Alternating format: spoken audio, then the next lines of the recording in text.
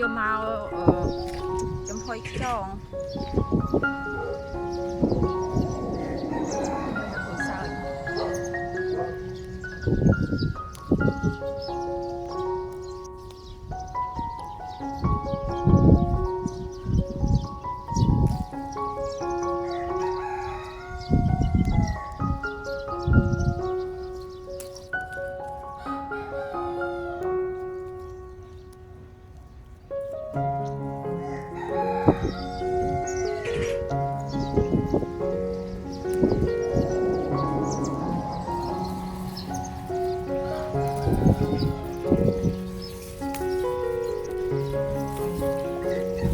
ô riêng này lăng tơ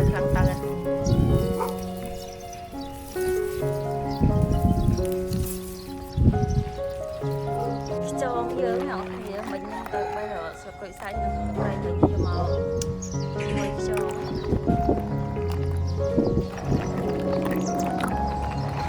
đây nhưng tam tật lần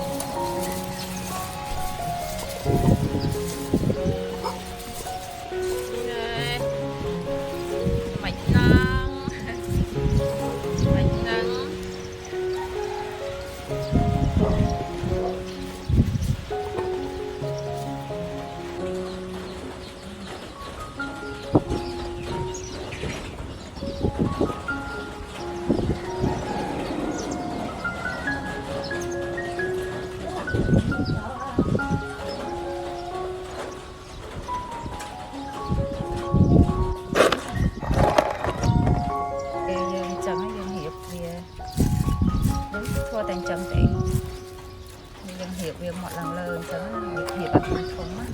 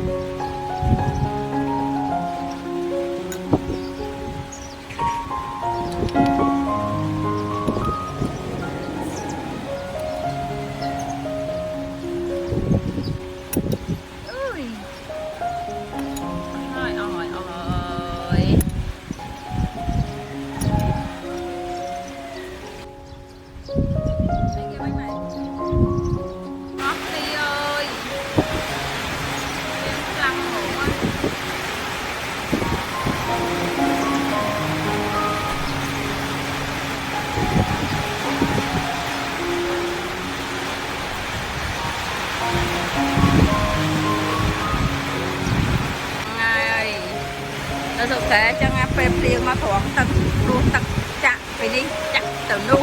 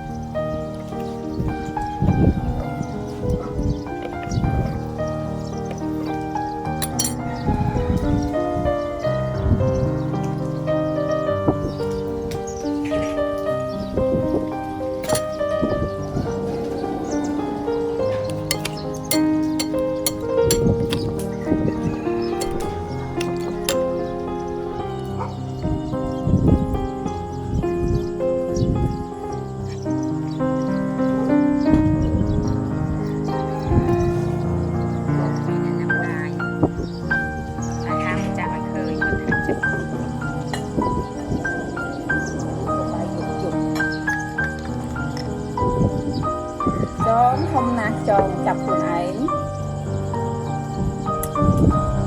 về để chập làm ăn thôi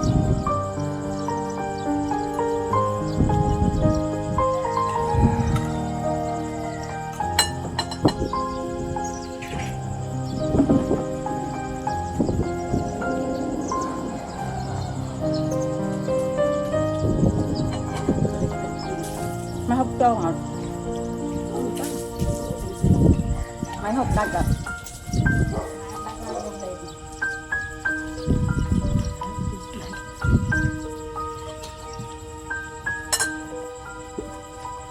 chú hả